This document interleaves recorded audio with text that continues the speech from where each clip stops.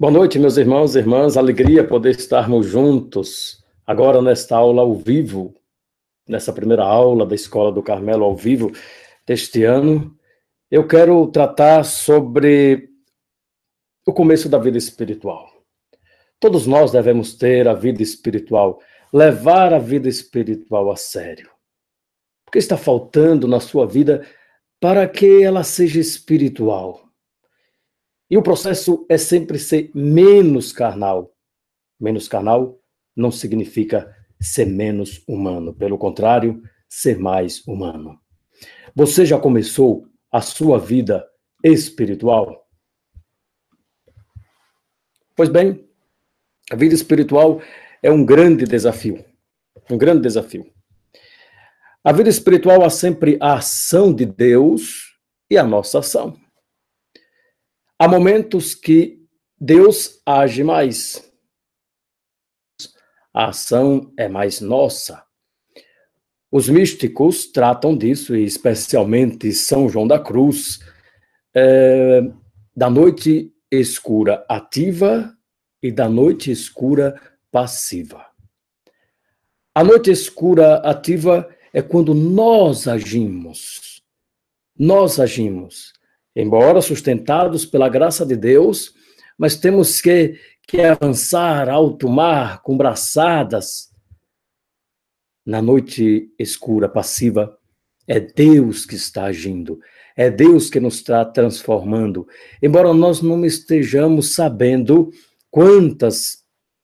o que está acontecendo dentro de mim, essa noite escura do espírito, que é terrível. Mas o meu tema ainda é sobre o início da vida espiritual, levar a vida espiritual a sério. Para o final da aula, eu quero tratar um pouco sobre essa noite escura de São João da Cruz. Ter a vida no Espírito é ação de Deus e resposta nossa. Ter a vida no Espírito é o que nós chamamos de espiritualidade. O que é ter espiritualidade? É ser obediente a Deus. É deixar que o Espírito Santo movimente a nossa vida. É deixar que Deus comande na nossa vida. Isto é espiritualidade. É ter a vida discernida no Espírito, purificada no Espírito. Como posso dizer que tenho espiritualidade se todos os dias eu me deito e não faço sequer um minuto de exame de consciência?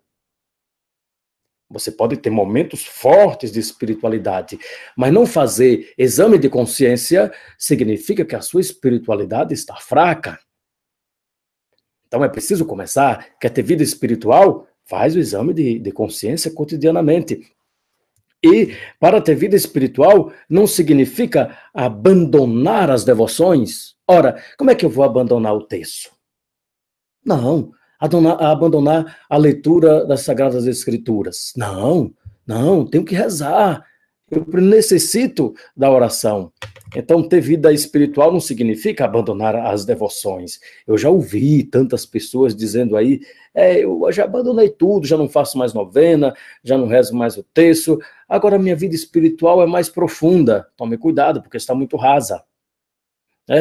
Claro que São João da Cruz nos ensina como rezar o terço, como ter devoções, como fazer com que tudo isso nos leve a Deus. Porque pode ser que eu esteja rezando o terço para ser visto e não para ser escutado por Deus. Mas aí são diversos temas que podemos tratar na próxima aula sobre esse assunto. Bom, nós temos a vida espiritual e, infelizmente, também a vida carnal. A vida espiritual, vamos fazer uma distinção séria aqui da vida espiritual e vida carnal. O que é ter vida espiritual? É quando nós buscamos a vontade de Deus. Você está na alegria, na saúde, na doença. Sim, é um matrimônio. Quando nós começamos a vida espiritual, nós queremos ter um matrimônio com Deus. A alma quer se unir a Deus. Então, essa obediência, a busca da vontade de Deus em todos os momentos. na saúde, na doença, na alegria, na tristeza, nas adversidades, nas perseguições, nas dificuldades, em todos os momentos. E o Senhor está sempre conosco, em todos os momentos, nos momentos de dificuldade e nos momentos das alegrias. Ele não nos abandona. Agora, quem não tem a vida espiritual não busca a vontade de Deus, busca a própria vontade. É por isso que na oração nós devemos, mais do que pedir a Deus, Senhor, faça a minha vontade. Não, na oração devemos fazer com que aprendamos a fazer a vontade de Deus. Eu não estou rezando para convencer a vontade de Deus, estou rezando para ser convencido pela vontade de Deus. Essa passagem da vida carnal para a vida espiritual. A vida carnal busca a própria vontade, busca a vontade das paixões, busca a vontade do mundo. Não esqueçamos que São João da Cruz trata de 3 inimigos, a carne, o mundo e o demônio. E nós somos constantemente atacados para que sejamos do mundo e não sejamos de Deus. O evangelho de hoje, o Senhor nos convida a sermos sal e luz do mundo. Ora, o que é se tornar insosso? Se tornar insosso significa que o mundo roubou a minha vida espiritual. O que é se tornar uma luz abafada que ninguém vê? É o egoísmo. É o egoísmo. Como é que você vai dizer que tem vida espiritual se só tem uma luz para brilhar a si mesmo? E busca a Deus para uma própria satisfação. A busca de Deus deve ser para a satisfação de Deus, para a satisfação da igreja, do corpo místico de Cristo. Quem tem vida espiritual tem a norma. Qual é a norma de quem tem vida espiritual? O Santo Evangelho. O Santo Evangelho é a norma preciosa para aquele que leva a vida espiritual. E para quem leva a vida carnal, a norma, as paixões, a pele, os gostos, os sabores, a felicidade mundana. A felicidade mundana é a norma, de dizer, tem que fazer assim. Então, nós temos que fazer um exame de consciência, até que ponto a minha vida é carnal, e quais são esses pontos obscuros que eu preciso deixar que Deus ilumine, que o Espírito Santo me purifique, para que eu seja mais de Deus, e não tanto do mundo, ou melhor, nunca do mundo. Nós somos frágeis, sim, nós temos fragilidades, mas há determinadas situações da nossa vida, pecados, que nós abraçamos como projeto de vida. Isso é terrível. Hoje, você assistindo essa aula, quero que você se pergunte quais são os pecados que você tem condições de pausar na sua vida, de dizer nunca mais. Você sabe quais são os pecados que você deveria parar e não praticar mais, e tem força suficiente para isso. Outra coisa é quando, assim, por causa da fragilidade, e nós caímos, e eu levanto e caio de novo, digo, meu Deus, mas eu não quero cair, eu não quero essa situação, mas aí ainda estamos fracos, isso é uma situação. A outra é quando nos determinamos a sermos do mundo, uma determinação. Então, nesse início de aula, nos perguntemos qual é a minha opção fundamental. A opção fundamental deve ser Jesus Cristo. E aí, para seguir Jesus, nós não seguimos Jesus assim, aéreo, das nuvens. Jesus que está no Evangelho. No Evangelho é pregado pela igreja. Quer dizer, tem o Evangelho e a tradição. Meus irmãos, devemos avançar mesmo. E você que quer ter a vida espiritual, por que você quer avançar? Por que quer chegar à 7ª morada? Para sentir-se numa grande alegria, numa felicidade, num encontro gozoso? Lembremos, à 7ª morada nós chegamos na cruz. Não queira abraçar a vida espiritual sem a cruz. A vida espiritual sem a cruz é fantasia, é engano, é perdição, é uma busca de si mesmo. Aí, olhando para São João da Cruz, essa vida espiritual eu necessito da cruz. E uma cruz com Cristo.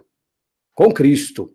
E é uma cruz que nos leva à vitória, não nos leva à condenação. O mundo vai nos condenar, mas vamos ganhar o céu. Pois bem, a vida espiritual, olhemos para as 5 chagas de nosso Senhor. Você já parou para rezar diante de um crucifixo, admirando as chagas de Jesus? Já se sentiu em alguma chaga de Jesus? Já rezou diante das chagas? Quantas chagas? 5 chagas. Nas mãos, nos pés, no seu lado aberto. Cada prego que Jesus recebia, ele devolvia o quê? Revolta? Maledicência? Mágoa? Não! Recebia o prego, ele dava amor, dava perdão, dava misericórdia. Então, se nós queremos caminhar para uma vida espiritual, devemos olhar para as chagas da nossa vida, as chagas da nossa infância. Quantas chagas recebemos na infância? Quantas chagas recebemos na juventude, na adolescência? Talvez um pai tenha nos abandonado, alguém tenha nos feito um mal terrível. E trago até hoje essa revolta. Ora, a chaga do Senhor também foi muito dolorosa. Foi chaga terrível. Então eu devo olhar para o meu passado, em vez agora de ficar rogando praga por aquilo que aconteceu na minha vida, eu devo fazer como o Senhor. Dar amor, misericórdia, perdão. Gostaria que nesse momento você imaginasse uma chaga que mais doeu na sua vida, que traz no seu coração. Terrível, que dói. O que fazer com ela? Reze por aquele que causou essa chaga em você. Assuma essa pessoa, essa situação e reze todos os dias para que o Senhor transforme o desamor em amor, a mágoa em perdão, a dor em oração de esperança. E assim vamos tendo vida espiritual. Então, pergunte-se, as chagas que recebi na vida geram o quê? Perdão ou revolta? Bênçãos ou praga? É aí que nós vamos vendo em que lugar da vida espiritual nós estamos, né? Então, tudo que recebemos na vida devemos transformar em grandes bênçãos. Veja uma coisa, quando nós sofremos, passamos por dificuldades, é precioso o seu sofrimento. Precioso no sentido aqui, um sofrimento com o Senhor nos leva à vitória. Nos leva à vitória. Você pega o seu sofrimento e une ao sofrimento de Jesus. Você sai vitorioso. Agora, se você pega o seu sofrimento e não quer saber de Deus, não une o seu sofrimento com o de Jesus, não leva à vitória. Possivelmente leva ao fracasso. Porque é Ele que é a nossa força, Ele que é a nossa esperança, Ele que é a nossa vida. Então guardemos isso, a espiritualidade a partir das chagas de Jesus. Então já temos mais ou menos 15 minutos de aula, vamos para mais uns 15 minutos. Todos queremos chegar às moradas de Santa Teresa de Jesus. Aquele livro maravilhoso, quem ainda não leu, leia. Eu creio que próximo ano eu começo um curso na Escola do Carmelo sobre as moradas de Santa Teresa. Agora eu estou dando o curso de São João da Cruz. Acho que amanhã não vou lançar aula, vou lançar quinta-feira, porque já estou fazendo uma aula hoje, né? Cansa ficar fazendo muita aula, eu tenho muitos trabalhos. Mas vamos lá, é com muita alegria que faço isso. Todos queremos chegar às 7ª moradas. Todos temos a coragem de chegar às 3ª moradas. Porque as moradas não são fantasias. Inclui a cruz. Inclui a renúncia. Tantas vezes queremos chegar às 7ª moradas para dizermos que somos santos, poderosos, por arrogância. Então você não está na 7ª morada, porque um elemento essencial é a humildade. A humildade. E quando entramos na primeira morada, estamos aí bem, mas quando vamos para a segunda, pesa, porque é exigente, exige do amor. A terceira morada exige, sabe o quê? Exige ir acalmando as potências. Sabe o que é acalmar as potências? Levar as potências ao sono? É acalmar a sua vontade. Acostumar a sua vida à vontade de Deus. Você faz isso? Isso é estar na terceira morada. Quer dizer, pacificar a vontade, pacificar a memória, a sua história, as suas lembranças. Pacificada, pacificada. Não se revoltar. Pacificada também o seu entendimento, que Santa Teresa até mesmo chama de touro furioso. É dizer, você quer entender tudo, quer entender inclusive Deus, até demais, quer entender tudo, mais do que Deus.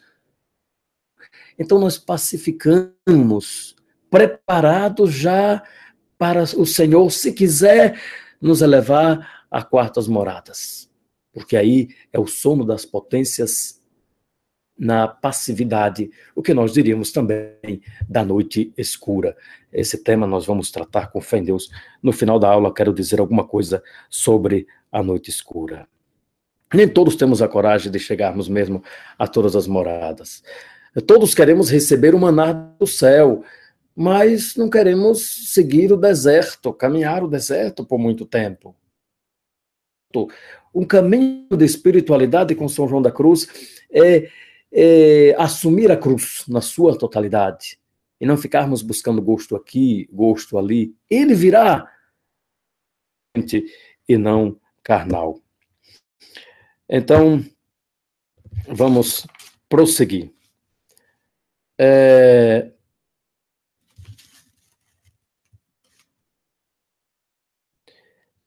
Outro tema que quero aqui chegar com vocês é sobre os dois pilares da vida espiritual. Os dois pilares da vida espiritual. Santa Teresa de Jesus, a Santa Madre Teresa, ela enfatiza muito a vida espiritual, para começar a vida espiritual, também ter um autoconhecimento. O autoconhecimento.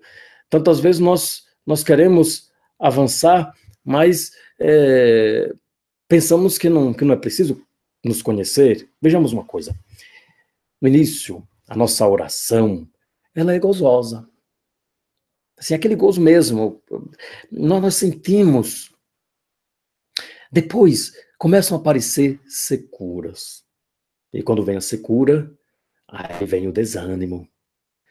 Antes você rezava meia hora, agora não suporta rezar mais 5 minutos, porque torna-se doloroso. Por quê? Sabe por quê? Porque Deus quer mostrar quem é você. Deus quer mostrar os seus vícios. Deus quer mostrar os seus pecados. É o Espírito Santo que vai iluminando.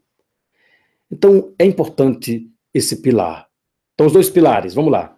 O autoconhecimento e a oração. São os dois pilares em Santa Teresa e nos grandes mestres de espiritualidade.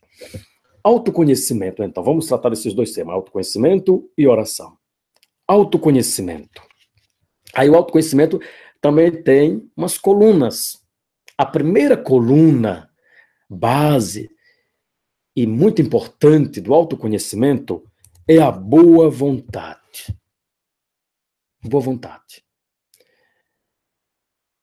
Como é que você pode começar uma direção espiritual, uma vida espiritual, se não tem uma determinação? Ou seja, eu tenho momentos de espiritualidade. Não, o importante é transformar toda a sua vida em espiritual. Se vai fazer a comida, que a comida seja espiritual. Se vai lavar os pratos, que seja um momento espiritual. Olha, Santa Teresa diz, é encontrar Deus em los pucheiros, quer dizer, encontrar Deus nas panelas, e que no Nordeste nós dizemos encontrar Deus nas caçarolas.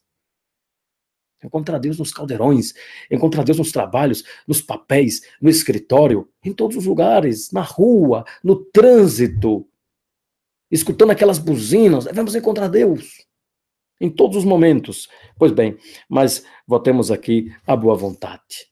Quer dizer, o que é boa vontade? É o que Santa Teresa chama de determinada determinação. Por que duas vezes determinação? Determinada determinação. É porque você se determina e se determina a não parar. Então, essa determinação é ficar vigiando a sua determinação. Então, é a determinada determinação. Não parar. Não voltar. Aqui para Santa Teresa, parar já é regredir. Então, qual é o primeiro pilar do autoconhecimento? Boa vontade. O segundo pilar do autoconhecimento é a memória. O que é a memória? Aqui, no âmbito espiritual, essa lembrança constante dos benefícios que Deus fez a você. Olhe para a sua vida, desde a sua infância, desde as suas primeiras lembranças, e veja todos os benefícios que Deus fez para você. Porque quando Santa Teresa vai escrever o seu livro, o livro da vida, ela começa: vou cantar eternamente as misericórdias do Senhor. Cantar eternamente as misericórdias do Senhor não significa que eu vou começar a cantar do que eu tenho agora, não, eu olhar toda a minha vida lá do início e ver toda a minha vida banhada pela misericórdia do Senhor. Então, o segundo ponto do autoconhecimento é a memória, ver o que Deus fez de bom. O terceiro pilar, também importante do autoconhecimento, é o coração puro. Coração puro significa buscar as coisas do alto, buscar as coisas de Deus. Aquele que tem coração puro faz como o Santo Padre São João da Cruz diz: em todas as situações da vida devo me perguntar, o Senhor faria? Na hora que estou lá no trânsito, dirigindo aquele carro e alguém me fecha, eu vou buzinar e vou dizer palavras maledicências. O Senhor faria isso? O Senhor não faria. Então ele é a minha norma. Então ter esse coração puro, não um coração misturado de mundaneidade, um coração puro para fazer a vontade de Deus. E assim, também ter um coração livre. Coração livre. Coração livre quer dizer sem preconceitos. Quantos preconceitos nós temos na vida?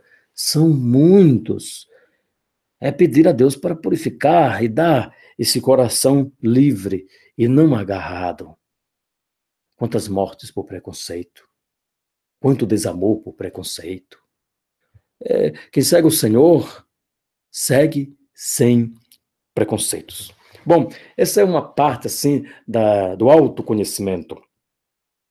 Deus, mas esse autoconhecimento aqui, é importante lembrar, que não é o autoconhecimento freudiano, da psicologia, é o autoconhecimento da espiritualidade. Não é o conhecimento que você busca saber quem é você, mas é você olhando para Deus e deixa que Deus mostre quem é você. Então, esse é o autoconhecimento na espiritualidade. Bom, o outro pilar da vida espiritual é a oração. Então, primeiro, autoconhecimento. O segundo, a oração. O que é a oração? Santa Teresa de Jesus, doutora da oração, doutora da igreja, diz que a oração é amizade com Deus. A oração é um trato de amizade, estando muitas vezes a sós com aquele que sabemos que nos ama. Então, esse trato de amizade, é bom lembrar que não é um trato de igualdade, ou seja, eu estou no mesmo pé de Deus, na mesma altura de Deus. Não. É um ato de amizade, de obediência. Ele é amigo, mas não é para eu dominar a Deus. É para que Deus coordene a minha vida. É uma amizade sadia. Deus se aproxima de nós, que somos rebeldes, pecadores, para nos purificar. Essa relação de amizade não é para Deus ficar passando a mão na cabeça e dizer assim, que coisa linda, está muito bom. Não, para Deus exigir o que está faltando. Uma relação de amizade uma relação de amizade exigente, não é uma relação confortável, é exigente. E o Senhor nos cobra muito. E lembrar também que Santa Teresinha, o catecismo da igreja, abre a quarta parte com uma frase de Santa Teresinha: para mim a oração, um impulso do coração, um olhar de gratidão, de amor e gratidão, um momento de alegria, um momento de encontro com Deus. Então, elevar os olhos aos céus. Sim, quer dizer, simplicidade. Mas é um grito de gratidão também, não é só de pedido. É de gratidão. Então, hoje deveríamos ver como está sendo a minha oração. Tantas vezes só pedimos, pedimos, pedimos, e quando recebemos, fugimos. O sapato apertou e eu peço, desapertou, eu vivo de qualquer jeito. Eu faço todos os sacrifícios, todas as novenas para eu conseguir determinadas coisas. Passar no vestibular, conseguir comprar uma casa, pagar o carro, conseguir um funcionário bom, conseguir um emprego, e assim vai. Aí depois que consegue, entra no conforto, diz agora eu abandono. Não, não. A vida espiritual ela é constante. Eu costumo dizer que a vida espiritual ela acontece no sono, acontece na cozinha, acontece acordado, sorrindo, sofrendo, brincando. Em todos os momentos, ela deve ser intensa sempre. Nós não podemos reduzir a vida espiritual a um momento de oração. Sim, importantíssimo aquele momento de concentração em Deus, de conversa com Deus. Agora, não posso reduzir a vida espiritual a isso.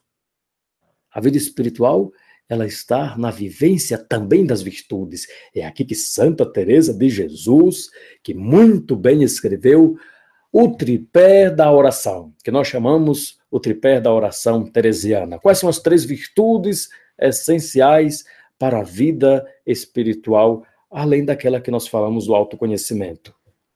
Amor, desapego e humildade. Santa Teresa não via uma pessoa espiritual e que não quisesse se relacionar com ninguém. Como é que você pode dizer que é espiritual e despreza o outro? É espiritual e destrói o outro? Não, tem que ser espiritual na convivência. Na convivência. Então, o amor. Amar. E o amor é o amor de vontade, não é o amor da concupiscência. Qual a diferença? O amor de vontade é uma determinação firme de fazer a vontade de Deus convivendo com os outros, procurar o melhor dos outros. E Santa Teresinha foi proclamada doutora da ciência do amor. Por quê? Porque ela amava aquelas que não gostavam dela. Amava as que falavam mal.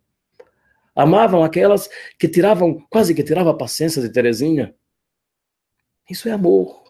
Quer dizer, o amor se aprende amando. O amor se aprende amando.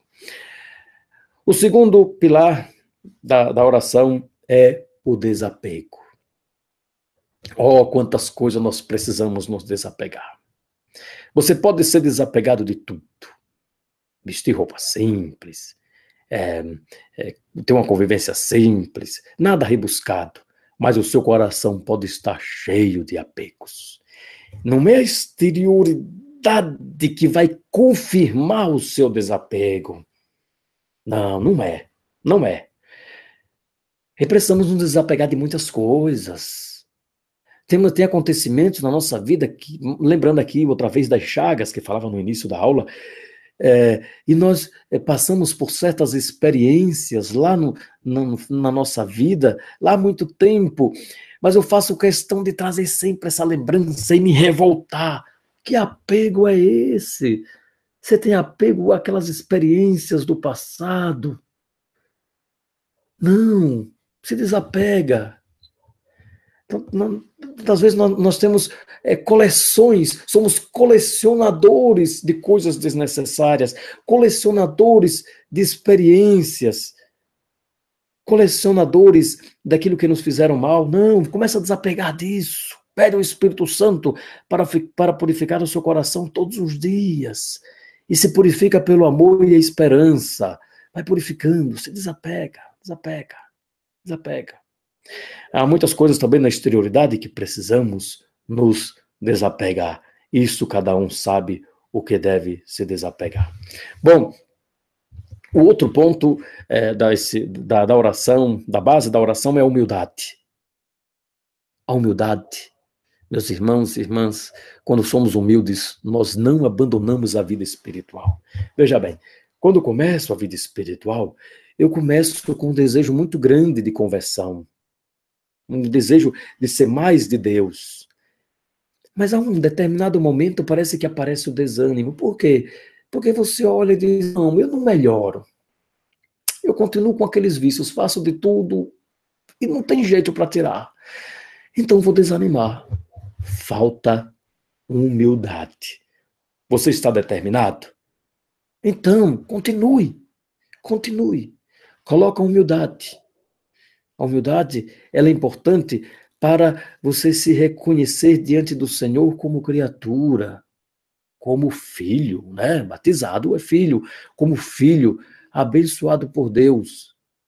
E aquele que é humilde, olha Santa Teresinha, quem conhece a infância espiritual de Santa Teresinha? Tão bonita a infância espiritual. Santa Teresinha do Menino Jesus, que não se sentia uma águia, se sentia um passarinhozinho. É humildade. Mas ela tinha olhos e coração de águia. Isso significa o seguinte, que os meus olhos são os olhos do Senhor, meu coração do Senhor. Ela não queria ser um lírio, ela não queria ser um jardim inteiro. Não, a humildade, ela se reconhecia como uma florzinha, se não me engano, essa florzinha se chamava Meusote, se não me engano, preciso ver. Uma florzinha pequenininha que nasce na beira da estrada. Mas ela reconhece que o sol brilha para a florzinha tanto quanto brilha para um lírio, brilha para uma árvore. Quer dizer, ele se sente aquecido, a florzinha se sente aquecida pelo sol. Ou seja, não abandonada pelo Senhor. Embora ela passou por momentos terríveis, momentos de dores, momentos da doença e momentos de noite escura. A noite escura era terrível para Santa Teresinha, porque ela via tudo escuro, as nuvens escuras, mas no seu coração era coração de águia. Ela dizia que além dessa nuvem estava o sol a brilhar. Ó, como temos que aprender com Santa Teresinha. É só na humildade que nós não desistimos. Agora, para avançar e terminar a nossa aula, depois ela ficará gravada, e se tiver bom o vídeo, a qualidade, aí é bom que muitas pessoas poderão ver depois. Eu tenho uma vontade grande de conseguir uma placa de captura, deve custar bastante caro, nos Estados Unidos custa menos, para fazer a transmissão ao vivo com alta definição, com qualidade, e eu vou conseguir, porque para Deus tem que dar sempre o melhor. Vamos falar uns 4 ou 5 minutos sobre a noite escura. Vamos lá. São João da Cruz, um dia eu quero fazer uma aula só sobre noite escura, hoje eu vou dar um aperitivo. São João da Cruz é o doutor da noite escura, doutor do nada. O que é a noite escura? As pessoas, quando lidam com esse tema, elas ficam até mesmo desorientadas, ou pensam que é uma coisa muito alta, da alta mística. Veja bem, na antropologia de São João da Cruz, para se falar da noite escura, tem que entender a antropologia. É purificação dos sentidos exteriores e dos sentidos interiores. Os sentidos exteriores, o olhar, o olfato, o paladar, a audição, o tato, são os sentidos exteriores. E como colocar esses sentidos em noite escura? Nós somos curiosos com tantas coisas. Quando eu decido a não olhar para determinada coisa mais, a não buscar, isso é noite escura para o sentido, porque ele entra em noite. E veja, cada sentido se revolta quando colocamos ele em noite. Mas aí é a vontade que deve governar o sentido. Então que você anda olhando que não deveria olhar. E não olhar mais é noite escura. Noite escura do olhar, noite escura do tato que não deveria pegar, não deveria roubar. Então, noite escura. Noite escura do ouvido. Quantas vezes nós queremos escutar sobre a vida dos outros para fofocar depois? Eu digo que isso daí seria uma espécie de telefone sem fio. Ficar escutando a vida dos outros para destruir depois. E de que nesse telefone sem fio, a vibração vem direto do inferno. É isso mesmo. Porque você escuta e isso que você escuta sobre os outros predomina o seu coração e ainda transforma pior ainda dentro e faz uma espécie de caldeirão no coração de bruxa e sai levando tudo quanto é mal para os outros. Então, a noite escura do sentido do ouvido é, não querer escutar o que é desnecessário. E assim também acontece com os outros sentidos externos. Mas tem os sentidos interiores, a imaginação, a memória sensitiva, a fantasia, são partes dos sentidos, mas são interiores.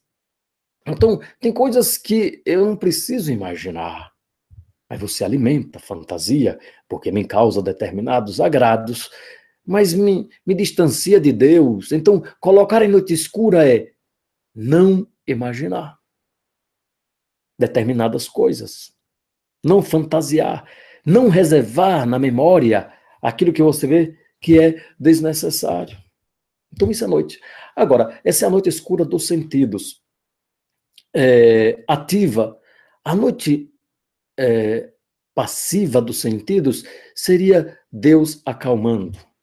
Veja bem, você vai rezar e tem uma imaginação muito fértil. Imagina, tem gente que tem a imaginação tão fértil, porque se lê o texto do lava-pés, é capaz até de imaginar o tamanho do pé do discípulo. É capaz até que na imaginação pegar uma régua e sei lá medindo. Essa é imaginação fértil. Vai lá para aquele encontro de Jesus com a samaritana e imagina 1000 coisas, até a cor da água. Tudo, as árvores, o tanto de poeira que tem no pé de Jesus, a roupa da samaritana, detalhes. Então, isso é o início da vida espiritual. Depois Deus vai levando você para o essencial dessa leitura.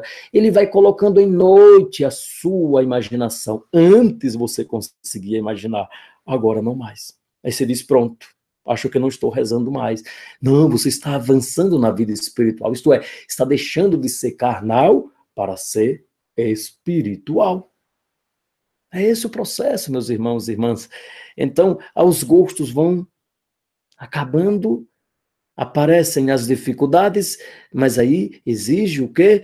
Uma passividade criativa. A passividade criativa é deixar que Deus transforme o meu ser. Deus faça com que nesse momento de acrisolamento eu cresça. Aí são as crises que vêm nos elevar para Deus. Agora, a noite escura do espírito é terrível. A noite escura do espírito ativa, vou dar aqui um exemplo. A noite escura vai purificar, o Espírito Santo vai purificar as potências superiores, a vontade, o entendimento e a memória. Veja, purificar a vontade. Eu gosto de dar esse exemplo. Uma vez tinha uns jovens, eu também era jovem, há uns 15 anos não, uns 15 anos, sim, eu já tinha entrado no Carmelo, e eu vi um aspirante sozinho lavando prato, sozinho, tantos pratos, e eu avistei de longe ele lavando os pratos. Eu disse, acho que não vou ajudar não, vou para a sala, vou ver televisão, está na hora do recreio, eu vou assistir algum filme piedoso, vou assistir o jornal, tão bom. Aí eu já estava me deixando levar pelos gostos, mas eu imaginei, não, eu devo ajudar ele a lavar. Então, o fato de eu não ter ido para a sala e ter ido ajudado ao meu irmão, aquele jovem, a lavar os pratos, significa noite escura da vontade. Ou seja, eu mortifiquei aqueles gostos. Então, eu deixo que Deus é minha norma. Então eu vou, e aí eu vou purificando a minha vontade, purificar o entendimento. Tem gente que se torna ateu. Se torna ateu? Por quê? Porque parece que dispensa Deus. Então, no entendimento. Tem muitos ateus por aí. Porque você se despede dele. A purificação do entendimento, você tem que se abrir à fé. Se à vontade, você se abre ao amor, e não os gostos, mas o amor, o entendimento que deve purificar o entendimento é a fé. É a fé. nós não estamos tanto para compreender, mas para amar. Mas para amar. Então, e aí a fé vai purificando. Você tem que obedecer a Deus, acreditar. Olha Santa Teresinha, mas aí já era na noite passiva, da noite de ver aquelas nuvens densas, mas ela sabia que tinha um sol a brilhar. Isso é a fé. Mas isso já é da noite escura passiva. Nós estamos na ativa ainda. Daqui a pouco nós vamos para a passiva. Mais um minuto.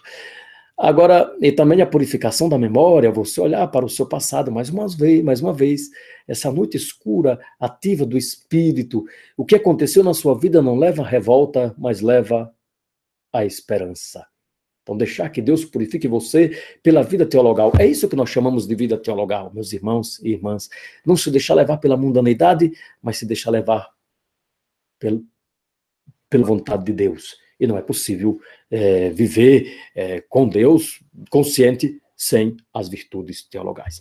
A noite escura, passiva do espírito é aquela escuridão terrível. Veja, você acreditou em Deus a vida toda. Você depositou sua esperança nele e é um momento que você se sente sem chão, abandonado por Deus, viu? Abandonado. E ali vem os tentadores, vem o mundo, a carne, o demônio, que diz para você, assim, no seu pensamento, Deus não existe. Deus não ama. Se ele não, no começo não ama, Deus não quer saber de você, e depois vai aquela que é terrível, não existe. Quantas pessoas já passam por momentos assim de escuridão, de depressão? O que fazer? Entrar em desespero? Não. Entrar na esperança. Nessa dificuldade, nós vemos a Madre Teresa de Calcutá, que eu tenho uma aula aí gravada, que ela passou por momentos de dificuldades terríveis. Deus chamou ela para a rua, e assim que ela coloca o pé na rua, Deus abandonou a Madre Teresa de Calcutá. Ela se sentiu abandonada, mas ninguém percebia. Porque aqueles que estão na noite escura, sendo purificado, não se revolta, tenha sorriso no rosto, tem tranquilidade, porque Deus está purificando. E por último, quando Deus está nos purificando na noite escura, Deus está comunicando. A comunicação na alta mística é diferente, muito diferente da comunicação que nós temos no dia a dia. Vou fazer a diferença e terminar a aula. A diferença é o seguinte: no dia a dia, você, para amar alguma coisa, você precisa conhecer primeiro. Quer dizer, como é que eu vou amar alguma coisa que tem lá no Japão? Eu nunca vi uma outra coisa, então não posso amar. É necessário conhecer para amar. Na alta mística, eu amo sem conhecer. Porque Deus comunica lá do mais profundo centro, as profundas cavernas dos sentidos, no mais profundo centro, as profundas cavernas dos sentidos, coisas que eu não entendo. É por isso que eu entro à noite. Porque a comunicação de Deus, ela cresce. E como encontra ainda um coração endurecido, apegado com o mundo, ela sofre a dor, sofre a escuridão. E essa escuridão não é falta de luz, é o excesso de luz. É a presença de Deus luminosa, purificando o seu coração, purificando o coração da alma, para que a alma se una definitivamente com Deus, o que nós chamamos de noivado espiritual e depois matrimônio espiritual. Bom, esses temas nós vamos tratar depois. Muito obrigado por você ter acompanhado esta aula aqui. Espero que ela faça bem para a sua vida e pode sugerir novos temas aí nos comentários que eu vou trabalhar mais adiante. Amanhã não vou lançar a aula de São João da Cruz. Vou lançar quinta-feira. Quinta-feira, porque eu fiquei só preparando essa aula e ainda estou aprendendo como fazer transmissão ao vivo. Deus nos abençoe. Amém.